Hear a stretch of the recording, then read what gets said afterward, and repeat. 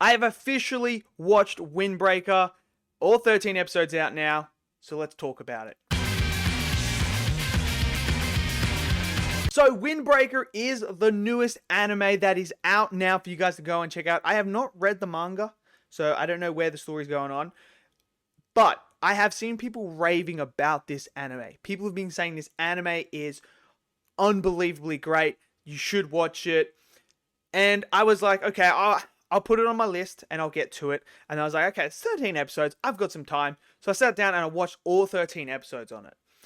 And look, my expectations were quite high because you all said it was great and everything like that. People were raving, could this be anime of the year potential? This anime is great. It really is great. Now, if you're someone that likes grounded reality anime, this is the one for you because this does not have any insane power systems. It does not dive into, the craziness of the god levels of, higher dimensionality or anything to do with hacks and abilities like plot manipulation, existence erasure, or anything like that. We're not dealing with those god tier characters that are like that. What we are having to deal with is grounded in reality, a story about kids, teenagers, young adults who go to a school and they're there to learn how to fight, and their job is to protect their town that they live in from crooks, from gangs, from, bullies, to protect those people that can't protect themselves. So you already have this grounded story. And when they're not superhumans or anything like that, they're just regular humans, which helps because then you're not like thinking, oh man, do I need to remember this? Who's got this ability or anything like that? No, you don't need to remember that. Now, I love some action in my anime. I love the fight sequences. Like, oh man, give me them every day of the week. I love watching them. And I think everyone loves that. Now, a lot of animes have good action. They have good fights and some great fights. But what this anime does that separates them from everyone else is the fights. Now, the fights aren't this grand planet-busting universal clash. No, they're just street fights. There's some brawls, there's some one-on-ones. But there's this moment where these two members, like these gang members and that, come together. So we have our main ones that we're watching, our main school, come up against this other mob that wear orange jackets. And so they decide they're going to do like a tournament style one-on-one. And they each pick their members and they're going to fight. And then obviously you get the leaders at the end. But what separates them is you can have a good fight. And, good action and that. And just like, cool, that's all great. But what makes a really, really great fight is the narrative behind the fight. And each fight that they do, it has a story behind it. It is a story as it's unfolding. So each punch has a meaning. Each punch is telling you something. And that's what I love. I love how they're telling the story through the fights. And that, to me, when you have narrative purpose in a fight, it just elevates it to the next level. It just makes those fights feel even more emotional and make you connect with the characters on a deeper level. And that's what this show does really well, especially during those episodes where we're focusing on these duels. There is this really, really good fight between Toga and Sakura when they fight.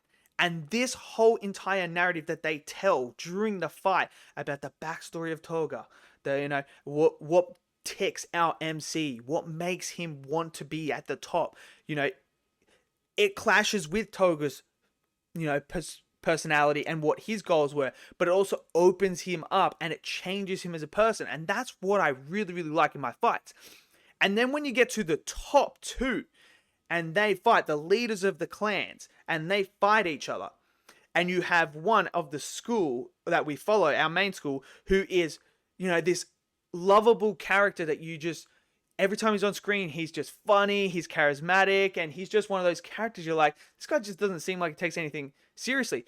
But then when he gets in the serious mode, he means business. And he comes up against Shoji, who is this person that has lost his way in life and lost his purpose. Why does he fight in the first place? Because he wants freedom. He wants to be at the top because he believes being at the top, being the strongest, is the person that has the most freedom. And then losing track of that. And then you have this fight when they're going through, and it's a story about them trying to rediscover what their passion was, why they wanted to do this. Did they lose sight? So you have all these narratives that come together with these characters who are very interesting, that create these beautiful fight sequences that are animated beautifully, but tell a fantastic story and develop the characters. And like I said, the characters here, man, they are so much fun. They're so good. Our MC, we get to meet him straight off the bat. We understand what his goals are. But as he meets new people, we know a little bit about his backstory. If you've read the manga, you probably know the backstory in that. If I haven't read the manga yet.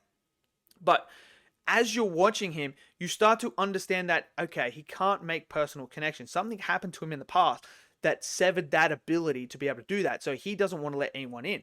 But as he's progressing and he's meeting these stronger people, these stronger foes and realizing that they did not get to the top by themselves, but with other people, with their help, we're starting to see our MC change and now starting to understand what it means to be the strongest, what it means to be a leader, what it means to find that passion that strives you to go to that next level.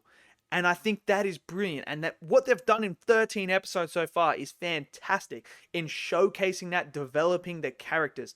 And it's not just our MC. We have all these other characters that are getting developed as well. Like I said, the people that were Toga and Soji, they were fantastic characters because they had character arcs, they had stories behind them. They just weren't these gang members that were just violent for no reason. They had purpose to why they were doing it, but it's the journey that they go through at the end when they come to the resolution of what went wrong that makes them so compelling. And that's what I love. I love when animes dive into the characters and tell that story.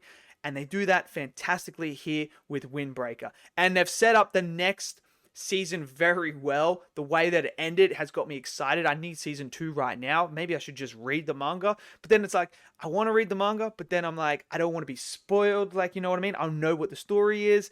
But then it's like, but I really want to see where this is going. So I thought the animation is great. The score was fantastic as well. And the story is fantastic. And this, look, is it going to be anime of the year? It's definitely in the conversation for me as the best anime I've watched this year because it just has everything. It just has layers to it. And I'm really, really enjoying it. I can't wait for the next season. But let me know what you guys think of Windbreaker. If you guys have seen it, let me know your thoughts down below. Smash it down there. Smash that like button. Click subscribe. And I'll see you guys in the next video. Until then, stay safe and peace out.